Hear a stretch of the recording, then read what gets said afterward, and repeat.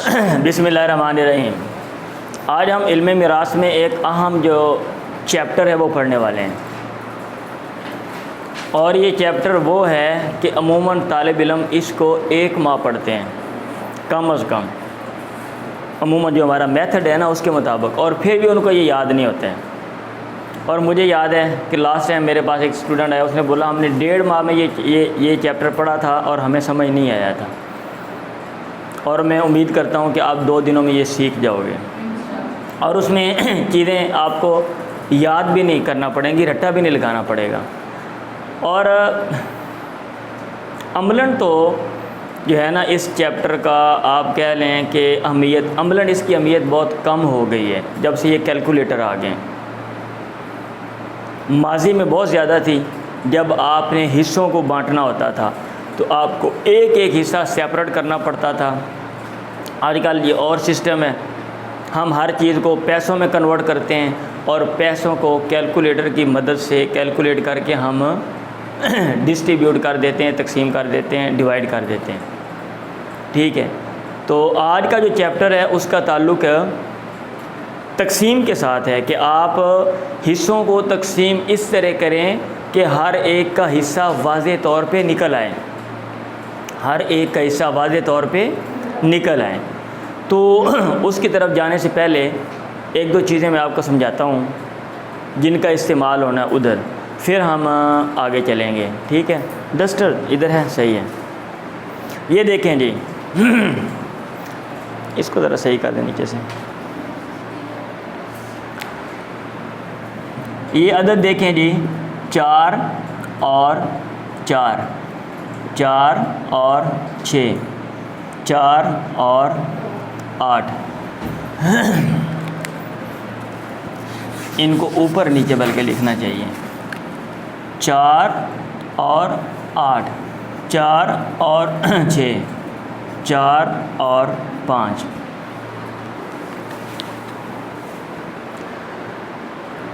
ان 2 اعداد میں کون سا تعلق ہے، ان میں کون سا تعلق ہے، ان میں کون سا تعلق ہے، اور ان میں کون سا تعلق ہے؟ ابھی ہم نے یہ دیکھنا ہے۔ ان میں کیا تعلق ہے بھائی؟ ان میں تعلق یہ ہے کہ دونوں ایک جیسے ہیں۔ اگر 2 عدد ایک جیسے ہوں ان کے تعلق کو کہتے ہیں نسبت تماثل۔ کیا کہتے ہیں؟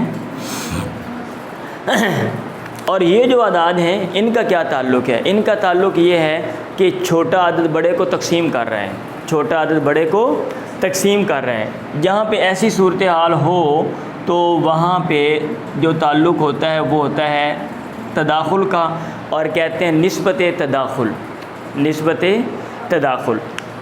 اگر 2 اعداد میں یہ تعلق ہو کہ نہ تو ایک جیسے ہوں، سنیں، اور نہ چھوٹا بڑے کو تقسیم کرے بلکہ کوئی تیسرا دونوں کو تقسیم کرے، اس کو کہتے ہیں توافق۔ اس تعلق کو کیا کہتے ہیں؟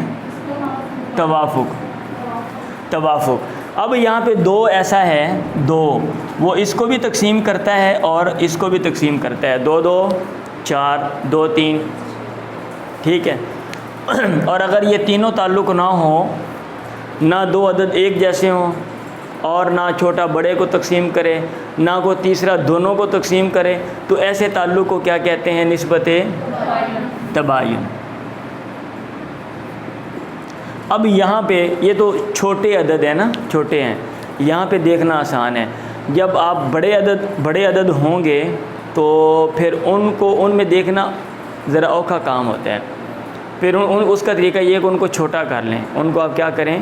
ان کو کاٹ کے چھوٹا کریں اور پھر ان میں تعلق دیکھیں، کیونکہ اس کا آگے استعمال ہونا ہے، آگے اس کا استعمال ہونا ہے۔ اور جب عملاً میں کر کے ہم عملاً کریں گے تو آپ کو یہ چیزیں زیادہ کلیئر ہو جائیں گے، بس آپ اتنا بھی یاد رکھیں۔ ٹھیک ہے، آج کا جو ہمارا چیپٹر ہے اس کا جو تعلق ہے وہ ہے کس کے ساتھ؟ یہ مارکر کا کیا مسئلہ ہے، یہ صاف کیوں نہیں ہوتا ہے؟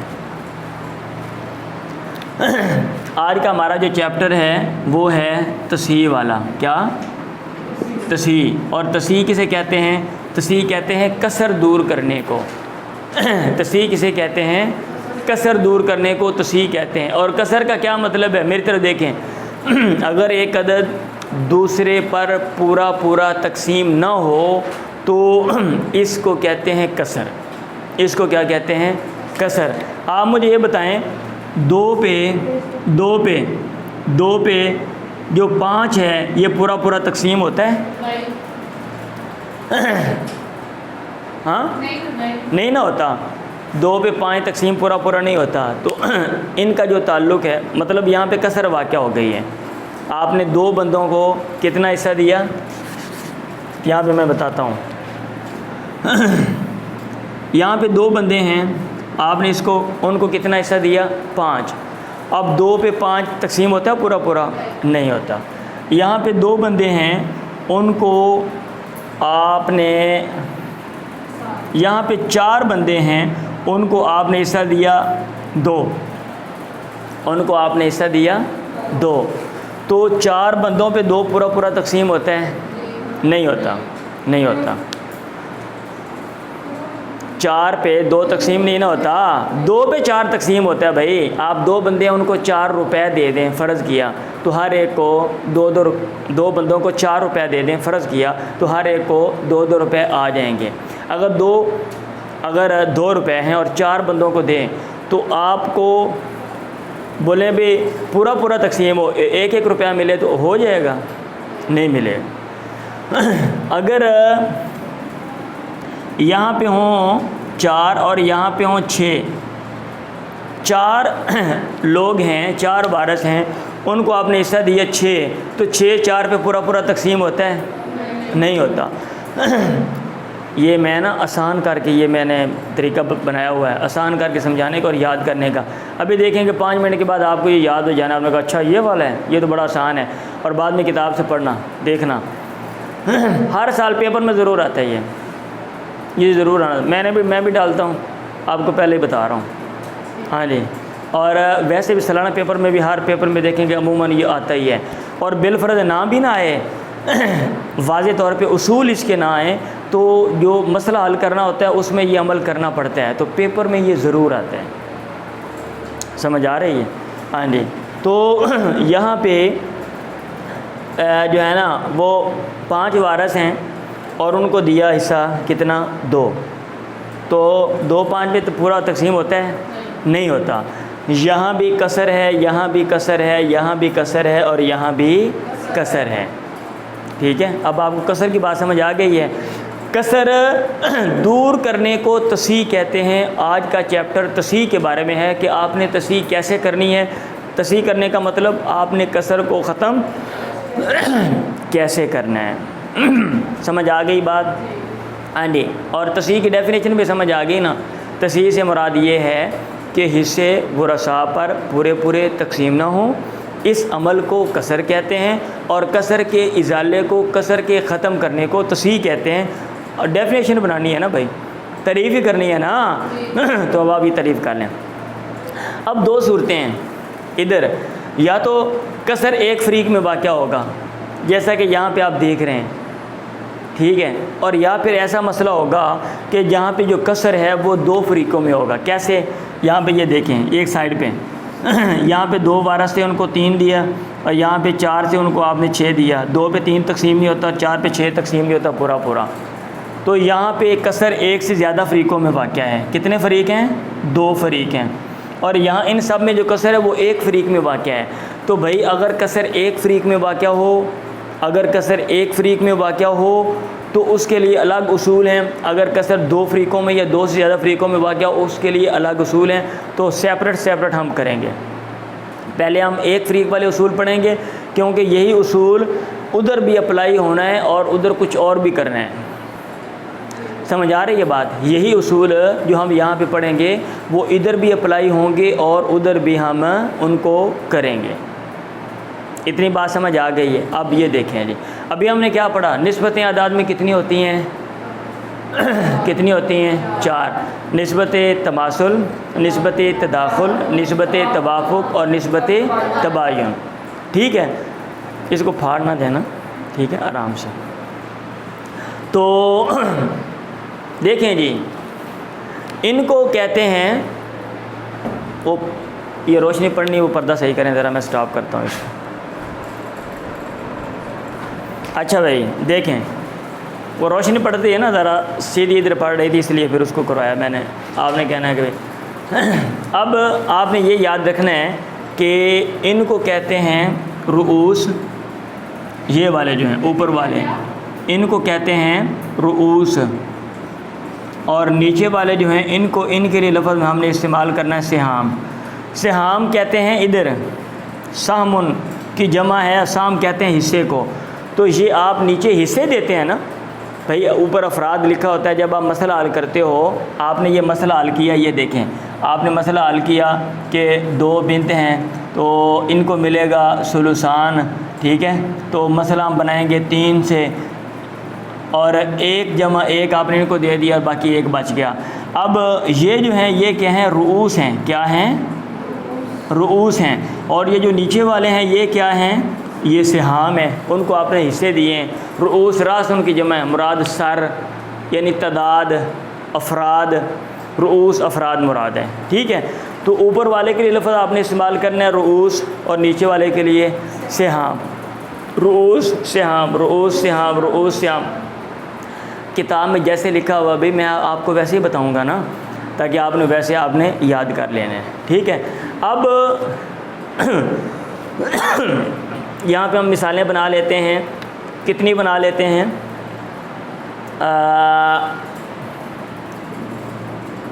ہم یہاں پہ مثالیں بناتے ہیں 4, 1 2 3 4. کیونکہ عموماً کتابوں میں اگر کسر ایک فریق میں واقع ہو تو 4 اصول بیان کیے جاتے ہیں. کتنے اصول بیان کیے جاتے ہیں, 4. عموماً یہ اصول ہونا تو نہیں چاہیے کیونکہ ادھر کسر ہے ہی نہیں, اس صورت میں کسر ہے ہی نہیں, لیکن چونکہ بعض کتابوں میں ہے اس لیے میں نے یہاں پہ لکھ دیا ہے. سنیں, اگر کسر ایک فریق میں واقع ہو تو 4 اصول ہیں. کتنے اصول ہیں, 4.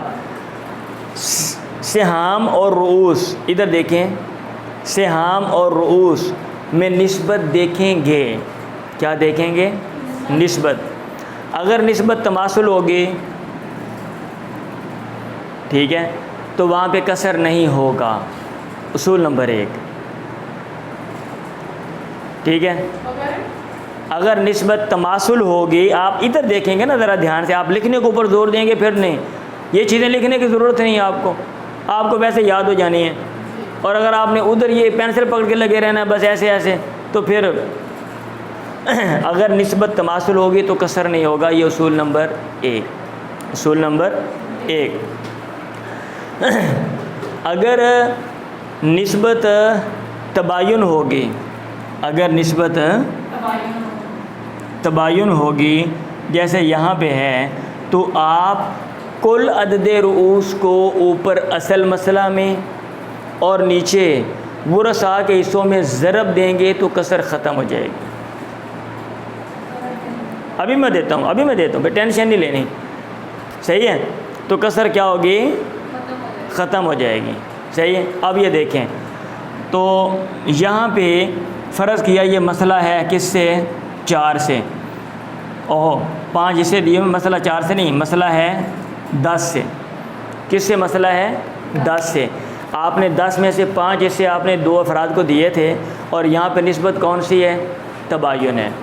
تو آپ کیا کریں گے, کل عدد رؤوس کو یعنی رؤوس کی مکمل تعداد کو اوپر نیچے, اوپر اصل مسئلہ میں اور نیچے ورثاء کے حصوں میں, یہاں پہ تو ایک وارث ہے نا, اگر زیادہ وارث ہوتے تو ان سب کے حصوں میں ضرب دے دو تو کسر ختم ہو جائے گی. یہاں پہ میں ضرب دیتا ہوں, یہ دیکھو 2 کو 10 کے ساتھ ضرب دی تو کیا جواب آیا, 20, اور 2 کو 5 کے ساتھ ضرب دی تو کیا جواب آیا, 10. اب جو 10 ہے وہ 2 پہ تقسیم ہوتا ہے یا نہیں ہوتا, ہوتا ہے نا, ہاں جی. تو یہ ہے, سمجھ آ رہی ہے. پہلے 5 تقسیم نہیں ہوتا تھا 2 پہ, جب آپ نے یہ عمل کیا تو اب جو جواب آیا وہ پورا تقسیم ہو رہا ہے.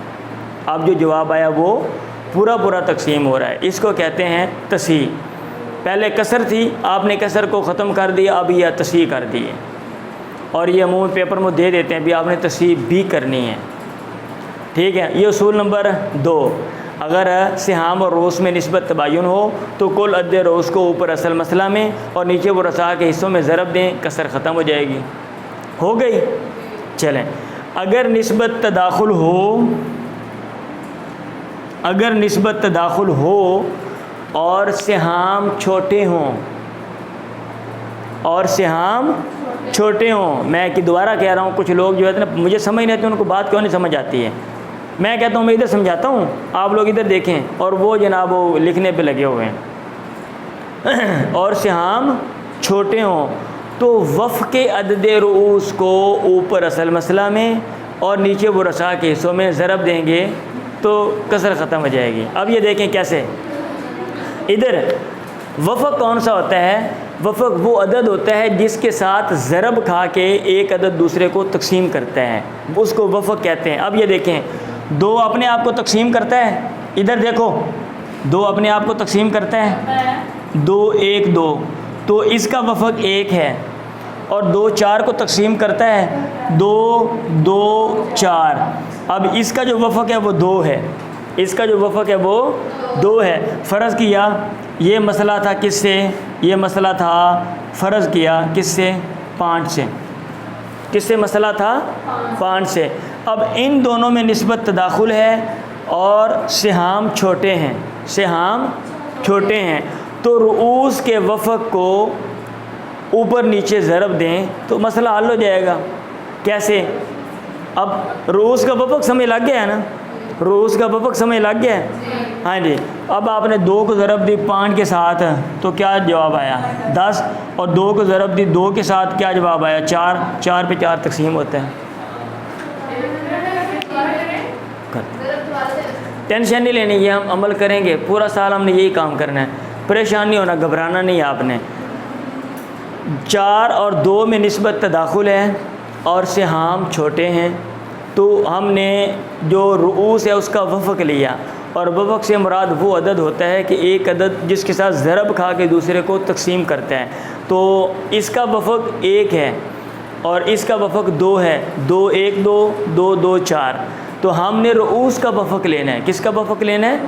رؤوس کا. سہام کا وفق نہیں لینا، سہام کا وفق نہیں لینا، کیونکہ سہام کا وفق 1 ہے، 1 کو ضرب 2 بھی پھر بھی کسر ختم نہیں ہونے والے. تو رؤوس کے وفق کو اوپر اصل مسئلہ میں، جیسے آپ نے وہاں پہ کل عدد رؤوس کو اوپر اصل مسئلہ میں نیچے ورثاء کے حصوں میں ضرب دی تھی، ایسے رؤوس کے وفق کو اوپر اصل مسئلہ میں نیچے ورثاء کے حصوں میں ضرب دے دو تو مسئلہ حل ہو جائے گا. اتنی سی بات ہے. ٹھیک ہے. اب آپ یہ مجھے کہیں گے، بولیں ٹھیک ہو گیا.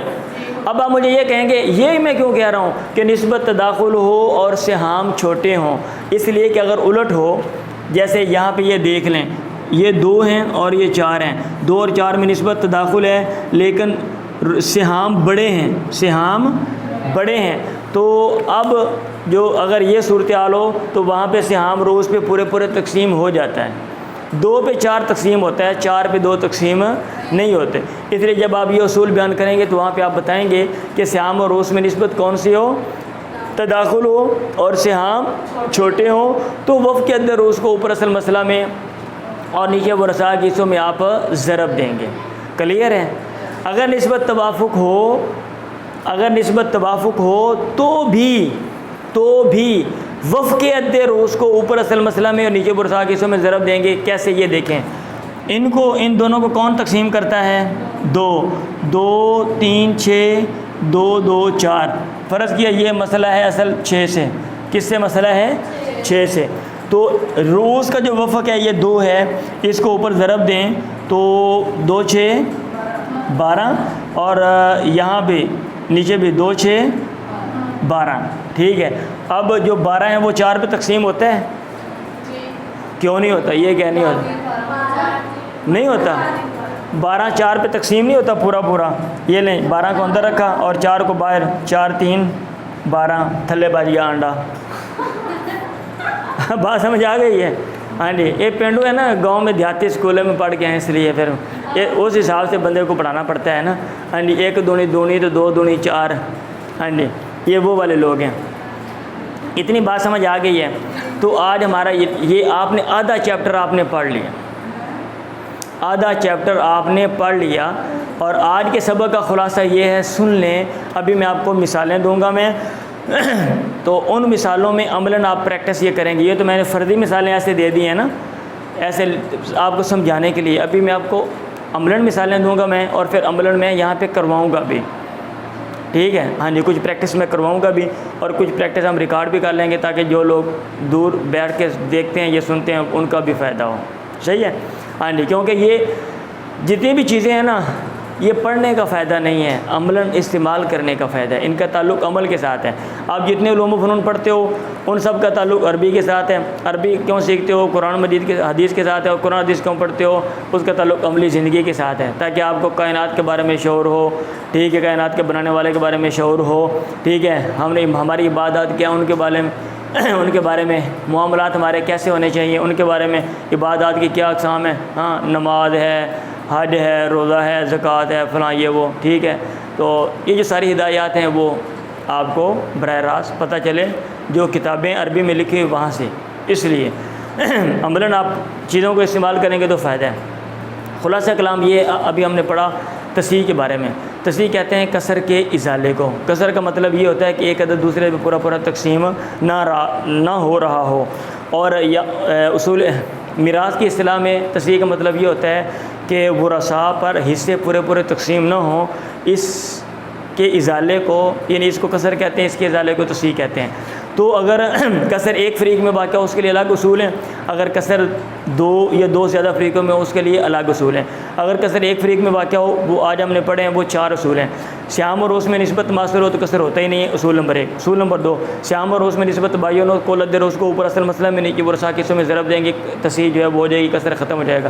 اصول نمبر 3، سیام اور روز میں نسبت تداخل ہو اور جو سیام ہے وہ چھوٹے ہیں تو وفق عد روز کو اوپر اصل مسئلہ میں نیچے ورثاء کے حصوں میں ضرب دیں گے تو تصحیح حاصل ہو جائے گی۔ سیام اور روز میں نسبت توافق ہو تو بھی وفق عد روز کو اوپر اصل مسئلہ میں اور نیچے ورثاء کے حصوں میں ضرب دیں گے تو تصحیح ہو جائے گی، کسر ختم ہو جائے گا۔ بس کافی ہے آج کے لیے۔ ابھی میں آپ کو مثالیں دے دیتا ہوں پھر۔ چلیں جی، یہ مثالیں لکھ لیں جلدی سے، یہ مٹا نہیں ہے، بس تھوڑا سا ایشو ہے، آپ جلدی مثالیں لکھیں، ہم نے ابھی جامع ترمذی کا بھی پڑھنا ہے۔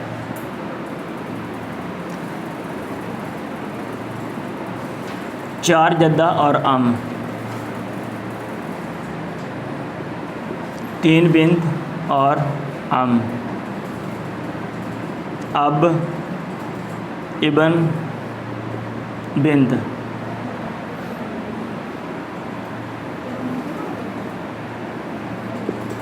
بنت، یہ کل میں حل کرواؤں گا جی آپ کو، ٹھیک ہے۔ 4 بنت الابن اور ام، 3 زوجہ اور ام،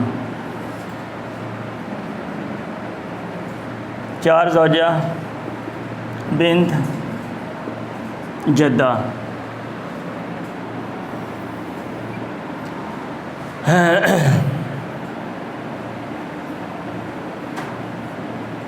4 بنت، جدہ، زوجہ،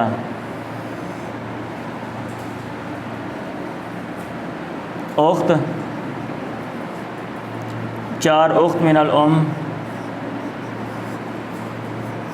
اخت من الاب، بنت، 4 اخت، جدہ، عم۔ ہر ایک میں نے ایک فریق میں کوشش کی کسر واقع ہو۔ 9 آخری مثال،